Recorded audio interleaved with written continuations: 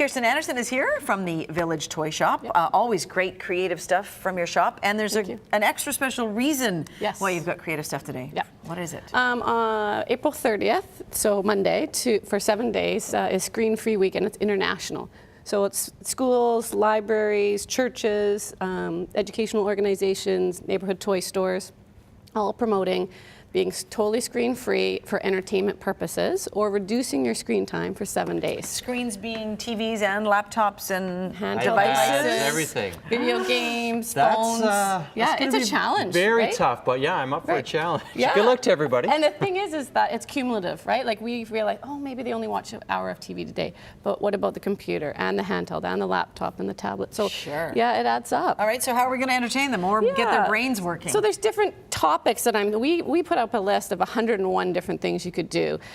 Some of them cost nothing that you can just go play outside, right?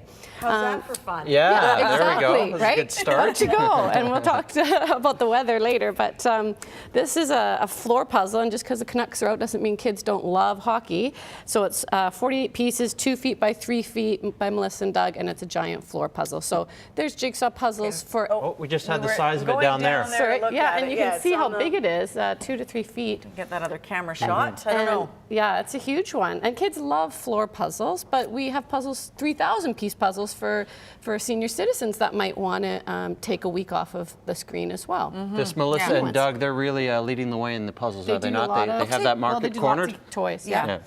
We have science kits, and what I love about this one is it's an actual book in there, done like a comic strip. So it's very intensive, all on air engines, but you can, this would keep kids busy for a whole week in and of itself, just one kit. Right. And then crafts, lots of different crafts that you can do. These are huge, giant flowers that they can decorate their room with, and they can customize themselves. Now, did you say your daughter would like this or the science? Probably both, I would say, yeah. This one's age 8 and up, though. It's pretty sophisticated. Then the eco bird banks, so they decorate themselves. They come molded, and they wrap them up What and they decorate them.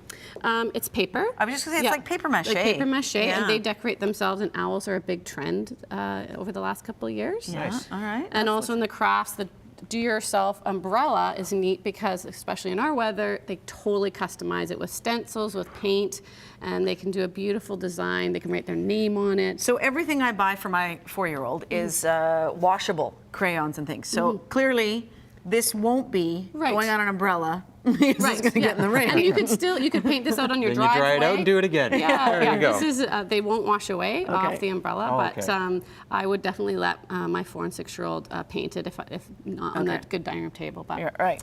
And then puzzles and games. You know, there's not just Monopoly and Scrabble out there, but hundreds and hundreds of other fabulous games to keep parents engaged together, interacting. A board game on a Friday night, there can't be a better way to spend time together where people are actually communicating and talking. It's so fun. It's so fun. Did you do that growing up? Yeah, we had to make up our own games basically a lot of the time. But I had this book, Things to Do on a Rainy Day, and it had 100 things, and that was sort of the catch for the family. We did a lot of that. All right, I'm going to challenge you to this game. How do we play this game? More of a, and you would set, and so this has 40 challenges. You follow the first pattern, and they have to, they're called cannibal monsters, and they have to eat each other until you have only one. They can only go horizontal or vertical, and until you have a stack that actually fits together nicely on top of each other. Okay. Yeah. So kind of like a checkers kind of thing, but little. It's a travel game It's too? a mind game. It is great for travel because it's all self-contained, and it's for age 7 and up. And you would.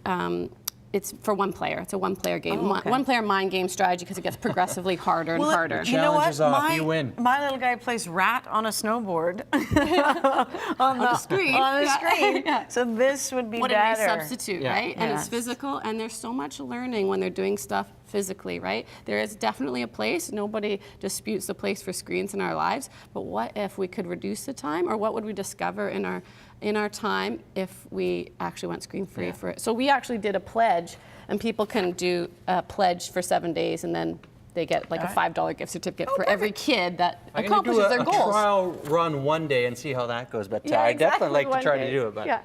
All right, let's check out the weather forecast. Might be some good weather to stay inside. You know what?